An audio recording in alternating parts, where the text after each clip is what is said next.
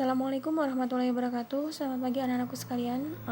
Di sini Ibu akan membawakan pelajaran atau menerangkan pelajaran prakarya yang minggu lalu sudah dijelaskan oleh Bu Hani. Minggu lalu kita membahas mengenai kerajinan fungsi hias. Di sini Ibu akan jelaskan apa itu fungsi hias. Fungsi hias merupakan bagian dari seni rupa terapan yang diartikan sebagai proses produksi yang melibatkan keterampilan manual dalam membuat benda-benda kebutuhan hidup yang dirancang untuk tujuan fungsional serta memiliki nilai keindahan.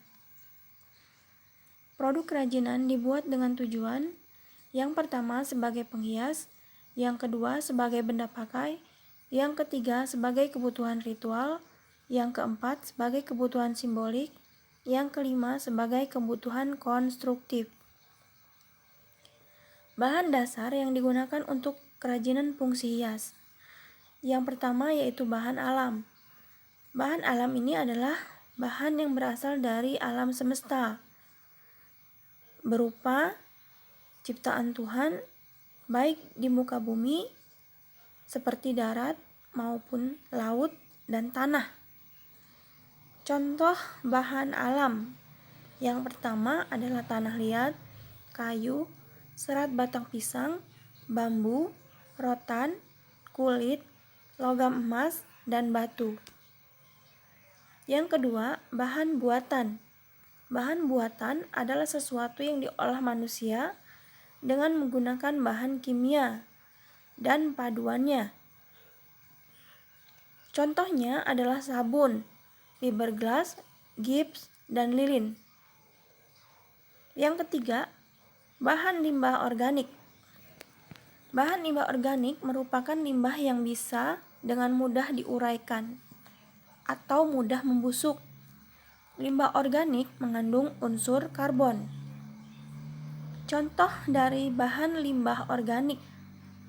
Yang pertama, kulit jagung, kemudian jerami, kerang, sisik ikan, kardus, kertas, dan tempurung kelapa.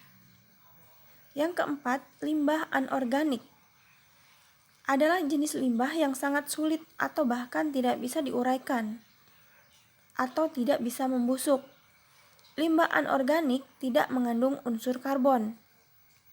Contoh dari limbah anorganik: karet ban, styrofoam, kaleng, plastik, kaca, logam besi atau baja, kemudian pecahan keramik. Produk-produk kerajinan fungsi hias.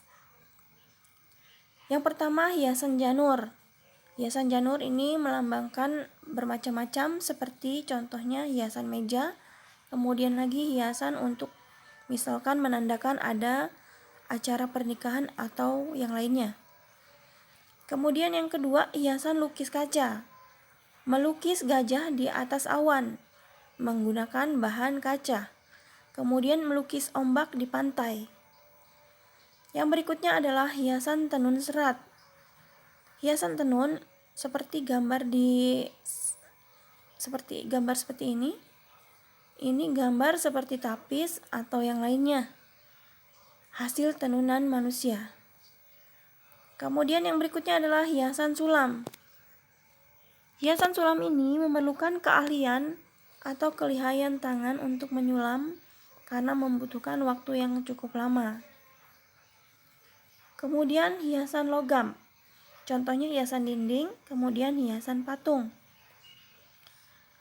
Mungkin hanya itu saja lanjutan materi minggu lalu. Jika ada yang kurang paham atau kurang jelas, boleh ditanyakan langsung. Ibu akhiri. Wassalamualaikum warahmatullahi wabarakatuh.